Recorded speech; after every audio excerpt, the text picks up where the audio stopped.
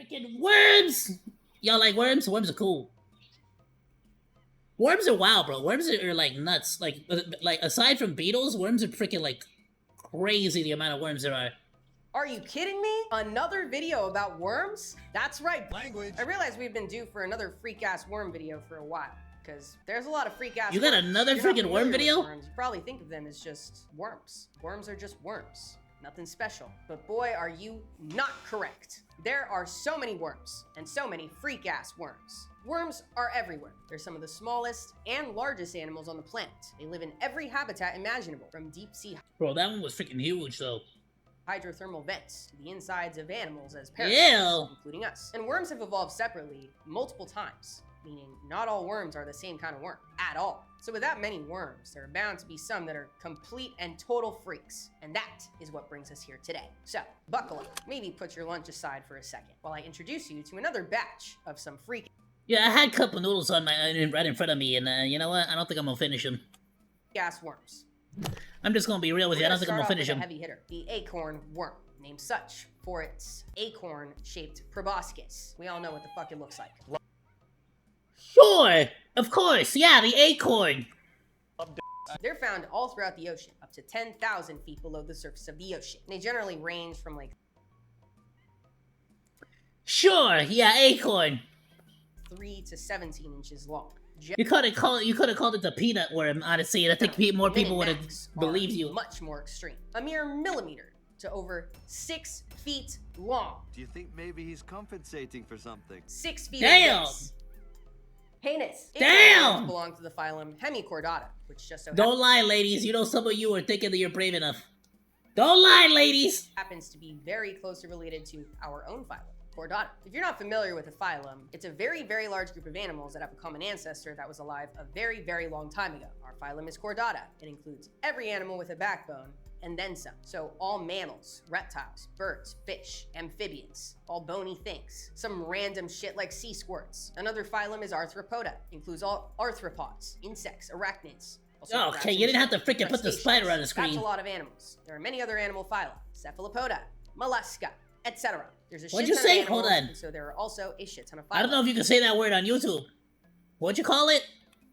Including Hemichordata, which includes the acorn worms and also shit like this. And they are somehow more closely related to us than all of the other phyla I mentioned. So, What? you might be thinking, how? Well, aside from the obvious genetic evidence, there's a key similarity that our two groups have in common, and it has to do with the earliest stages of development. Boom, a cell. Ah, the pee-pee.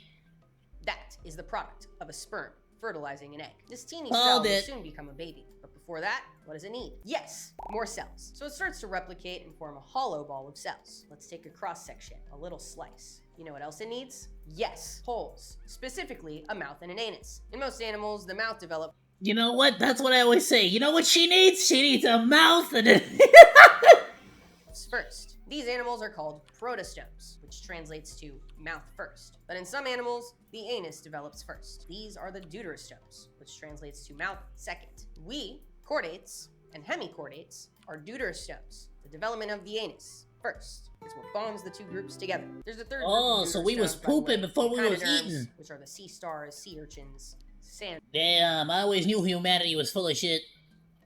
dollars, etc. I've talked about them before as deuterostomes, but they're irrelevant for this moment in time. Just figured I'd mention that just in case that was confusing. But you know what that means? We are more closely related to a worm that looks like this than to the intelligent octopus. And this ancient relationship traces You know what? its I'm fine with that. Octopuses are scary. They're like aliens. origins back hundreds of millions of years to the development of a whole. So back to the modern day acorn worms, which, by the way, I want to mention, I was researching this section of the video at a cafe in public, and I felt like a freak. I actually stopped researching You felt like a freak? You are a freak. Let's be honest. At this point, just accept it. We're all freaks here. while I was at the cafe, because I felt like I was going to get kicked out if anyone saw what I was looking at. Probably thought I was looking at medical pictures of a disfigured, fucked up acorn. Like this diagram specifically, showing the anatomy of whatever the fuck they got going on. Oh yeah. You definitely look like a freak at the start. At the start, easy. That's a fact.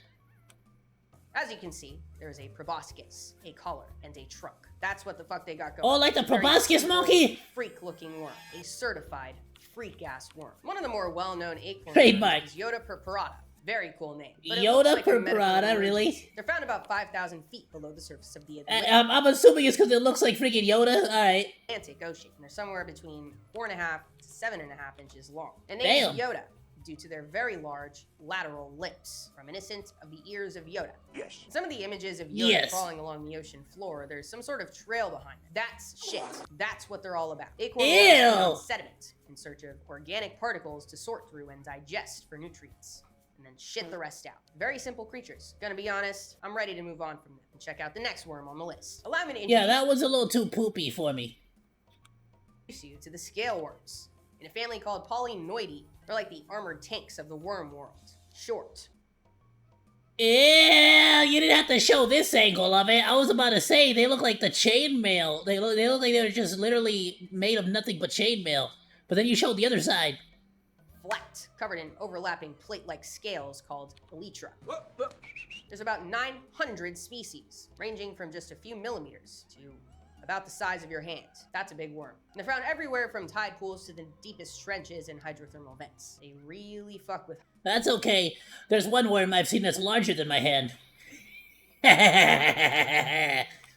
hydrothermal vents. Scale worms are a group of bristle worms you might remember from the other worm videos I've made on this channel. Like other bristle worms, scale worms are segmented. They've got somewhere between 15 to 100 segments on their bodies. And on top of those segments, the scales, which can be shed and regrown. And in some species, bioluminescent. A scale worm can roll they up glow in the and dark! round like a pangolin, which is very cute and makes you want to protect them because they're so Roly-poly! small and rolled up. No need to fret, they can protect themselves. Oh, I actually have to make a decision between isopods or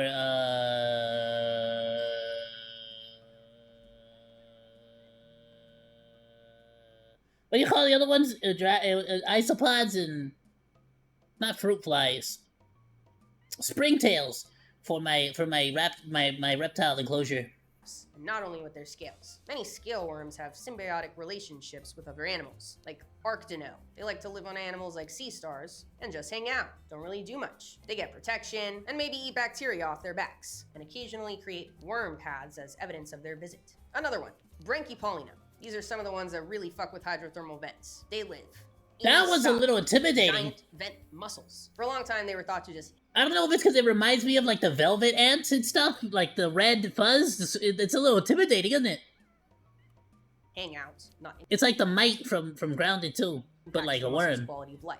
But turns out this might be parasitic. Turns out the muscles get tissue damage and stunted growth on occasion. Freak ass parasitic worm. Most of these scale worms Oh, it's are a predators, parasite. but some feed on bacterial mats. To reproduce, they free spawn, throwing their shit out into the water and hoping that it sticks. Their heads are packed with sensory gear, antenna, palps, sometimes a couple eyes. But enough about the general shit. I'm building up Sometimes.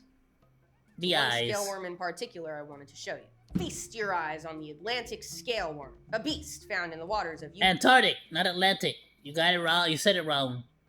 guessed it, Antarctica. Like their brethren, they're covered in scales, but their most heinous body part is their retractable mouth.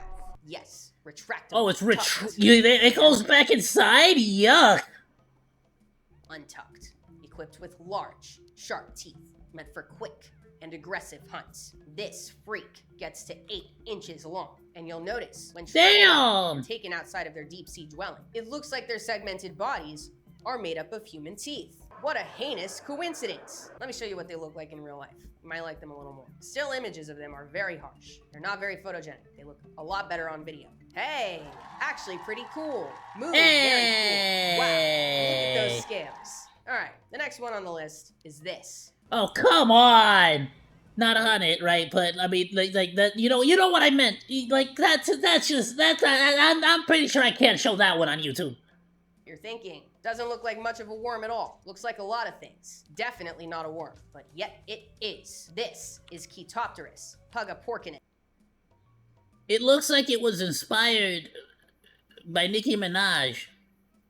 Also known as the pig butt worm. And that's actually what their species pig name butt worm? translates to. Despite their appearance, this is yet another bristle worm. Yeah, just like the scale Really and now? the other bristleworms from other videos. Which means yes, they are also segmented. You just can't tell because the middle segment's got a BBL. They sequence their DNA because this is not an obvious bristleworm at first glance, and determine they fit into the family Cheptopteridae, whose relatives look nothing like them. This is a super twisted, freak-ass worm. The pigbutt worm is about the size of a hazelnut. Yeah, like at what point did that thing freaking like diverge in evolution? Oh, it's that small? Drifts through the water column at like 3,000 to 4,000 feet below the surface of the ocean. They remain buoyant here with the help of their inflated cheeks. And this is also, of course, where they eat. The way they eat is as freak-ass as the animal itself. Pigbutt worm creates mucus. It casts out a web of sticky snot into the water around it. A sticky mucus net, kind of like a spider web. It traps tiny bits of organic debris called marine snow. Also, by the way, they're bioluminescent, and their mucus net glows with them for a few seconds when threatened. I feel like I've mentioned marine snow a few times on this channel. Really? So it just throws out snot like a spider web? Like a net, and then just catches a bunch of freaking like particles and then sucks it back up?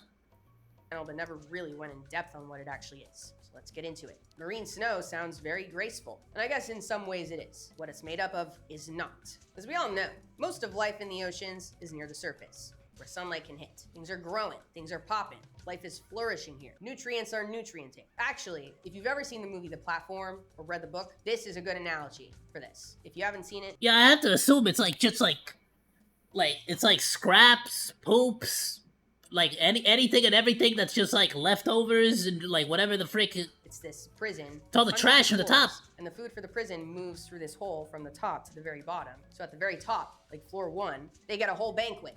Shit is great for them. They don't finish it. So whatever they don't finish goes to the next floor. They get to eat.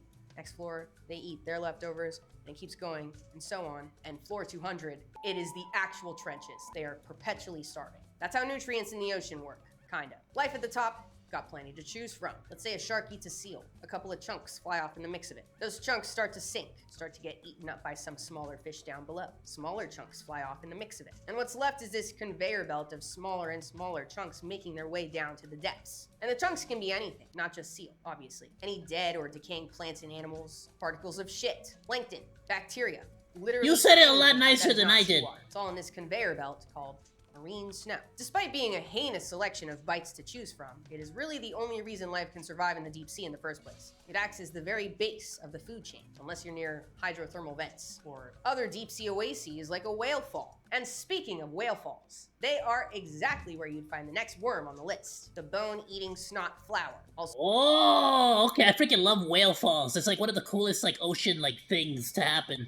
known as Where like Ozomatli worms. like They a eat the whale bone- body going down to the bottom of the ocean is basically like creating an entire ecosystem literally just from the corpse of one whale. bones of, you guessed it, whales that sink to the bottom of the ocean floor and create a temporary habitat for the level 200 residents. Ozomatli worms thrive in these habitats, using their root-like structures to infiltrate the bones. Because here's the thing about Ozomatli worms. They have no mouth, no gut, no anus. So these roots aren't just for anchoring. They're packed with symbiotic bacteria that they use to extract nutrients. Bacteria break down the organic compounds trapped within the whale bones and provide the worms with nutrients they need to survive. And what's sick is traces of these worms have been found on fossilized whale bones from up to 30 million years ago. These bitches Damn, they're old. But like, what a wild way to like break down bone. have been around. And have also probably been fucking up our fossil record of bones because they're eating them. But can't be mad. Obviously, the whale bones are much more important to them than they are to us. The last worm I was going to talk about on the list is actually disgusting. I've actually kind of decided I'm not. Oh, and the really rest gonna get into weren't? it. If you have a problem with worms past the kind of worms I've showed you so far, I suggest you leave now. I'm going to do a little Spark Notes version because it's on the list.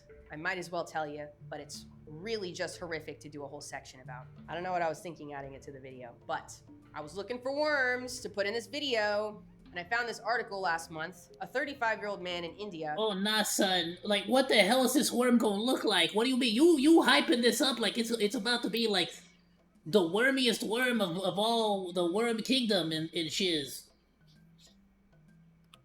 Couldn't pee. It's okay. No. Turns out it's Not because okay. there was a foot-long worm living in his kidney. The worm's scientific name is Diaphragma renali. It's apparently a very rare parasite that he probably got from eating raw fish. The article also said the okay, so it's not like nasty looking. It's just that this poor guy, he freaking suffered from yuck, nasty.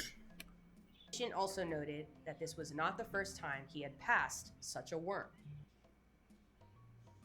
Why? To the list for the video, but I decided I actually did not want Like, go to the doctor for Pete's sake. Like, get yourself checked out.